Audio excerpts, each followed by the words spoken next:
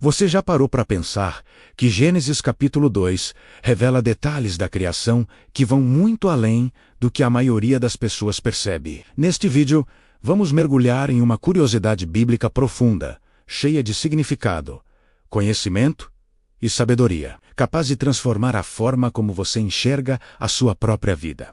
Fique comigo até o final, porque a última revelação pode mudar completamente a sua perspectiva sobre propósito e relacionamentos. Vamos começar. Em Gênesis capítulo 2, a Bíblia não está apenas relatando como Deus criou o homem, mas revelando como Deus se relaciona com aquilo que ele cria. Pense nisso. Enquanto Gênesis 1 apresenta a criação de forma ampla, como um grande panorama, Gênesis 2 se aproxima, desacelera e mostra intimidade, cuidado e propósito. É como se a câmera desse um zoom no coração de Deus. E a primeira grande revelação está aqui. O texto diz que o Senhor Deus formou o homem do pó da terra. Essa é uma curiosidade bíblica muito poderosa. Deus não apenas falou e o homem surgiu, como fez com a luz ou com os mares. A palavra usada é formou, o que significa que ele moldou, tocou com as próprias mãos. Isso revela um nível de valor, atenção e intenção que é simplesmente extraordinário. É o Criador do universo se envolvendo pessoalmente na sua criação. O pó representa a nossa fragilidade humana, a nossa matéria-prima humilde. Mas o sopro de Deus, o fôlego de vida, representa a propósito, vida e direção. E aqui está a chave. O homem só se torna alma vivente quando recebe o fôlego divino. Sem o sopro de Deus, o ser humano até existe, mas não vive plenamente. Ele é apenas pó, uma estátua sem vida. Isso nos ensina que a nossa verdadeira essência, a nossa vitalidade, não vem de nossas próprias forças, mas do sopro contínuo de Deus em nós. Agora, outra curiosidade impressionante.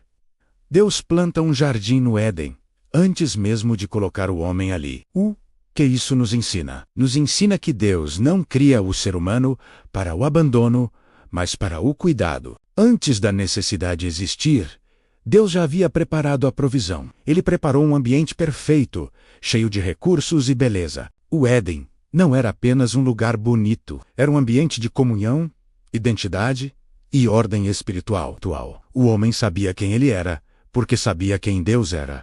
E aqui está uma sabedoria profunda para você hoje, quando a presença de Deus é clara na nossa vida. A nossa identidade não fica confusa. Nós não nos perdemos em quem o mundo diz que somos, porque sabemos quem nosso Criador diz que somos. A Bíblia também fala de um rio que saía do Éden e se dividia em 4 braços. Esse detalhe não está ali por acaso. Isso revela que onde Deus está, há fluxo, a vida, a expansão. Em Deus, nada é estagnado. Tudo o que Ele faz se move, cresce e alcança outros lugares. Pense nisso. Se algo em sua vida parece parado, estagnado, talvez não seja falta de capacidade da sua parte, mas falta de alinhamento com a fonte certa. Quando estamos conectados à fonte da vida, que é Deus, o fluxo natural é de crescimento e multiplicação. E vamos para a próxima curiosidade, que muitas pessoas ignoram. Em Gênesis 2, Deus entrega ao homem uma missão antes de lhe dar uma companheira. Ele o coloca no jardim para o cultivar e o guardar. O que isso significa? Significa que o trabalho nasceu antes do pecado. Trabalhar não é uma maldição, é propósito. É uma expressão da nossa identidade como imagem e semelhança de um Deus que também trabalha. Aqui está uma palavra de sabedoria para a sua jornada. Deus não cria pessoas apenas para existir, mas para contribuir, para agregar valor, para deixar um legado. Quando alguém perde o sentido da missão, quando não sabe por que acorda todos os dias, perde também a alegria de viver. Seu trabalho é parte do seu propósito divino. Agora, um ponto poderoso sobre relacionamentos. Depois de dar uma missão ao homem, Deus declara: não é bom que o homem esteja só. Isso é incrível. O próprio Deus, que é autossuficiente, reconhece a nossa necessidade de conexão. E isso não fala apenas de solidão conjugal, mas da necessidade de relacionamentos saudáveis e conexões verdadeiras. Nós fomos criados para viver em comunhão com Deus e com outras pessoas. A forma como a mulher é criada, então, carrega uma curiosidade bíblica profunda e linda. Ela não é feita do pó, como o homem. Ela não vem da cabeça dele, para não dominá-lo, nem dos seus pés, para não ser pisada. A mulher é formada da costela, do lado do homem. Isso fala de igualdade, parceria, honra e propósito compartilhado. Ela está ao lado dele para caminhar junto. E aqui está uma sabedoria essencial para todos os nossos relacionamentos. Conexões saudáveis não são baseadas em domínio ou submissão cega, mas em caminhar juntos, em parceria, um apoiando o outro. Quando Adão vê a mulher pela primeira vez, ele a reconhece. Ele diz: "Esta, afinal, é osso dos meus ossos e carne da minha carne." Ele reconhece algo que vem dele, mas que ao mesmo tempo é diferente e o completa. Isso nos ensina que Deus não nos chama para amar cópias de nós mesmos, mas para nos conectar com pessoas que nos completam, que nos desafiam a crescer e que nos ajudam a ser melhores. E Gênesis 2 termina com uma frase poderosa: "O homem e a mulher estavam nus e não se envergonhavam." Isso vai muito além da nudez física. Fala de transparência, de verdade, de ausência de medo e de máscaras. Na presença pura de Deus,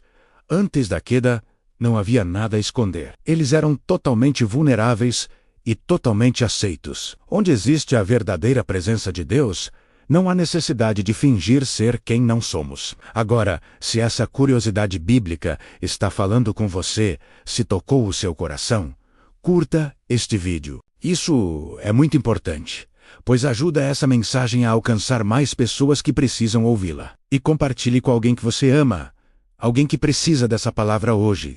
Se você deseja continuar aprendendo essas curiosidades bíblicas profundas, cheias de conhecimento e sabedoria, inscreva-se no canal e ative as notificações para não perder os próximos conteúdos. Antes de encerrar, receba esta palavra de conhecimento: Deus ainda planta jardins antes de colocar pessoas neles. Se você está vivendo um tempo de espera, um deserto, talvez Deus esteja preparando o ambiente, a provisão, o lugar que você ainda não consegue ver.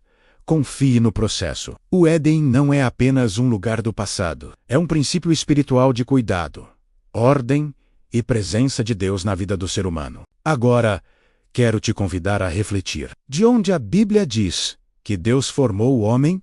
O que realmente deu vida ao homem? O pó da terra ou o sopro de Deus? Qual foi a missão que Deus entregou ao homem no jardim? De qual parte do homem a mulher foi criada? E o que significa o homem e a mulher estarem nus e não se envergonharem? Pense nessas perguntas e perceba qual dessas verdades mais falou ao seu coração hoje. Deixe seu comentário. Eu adoraria saber. Obrigado por assistir e até a próxima.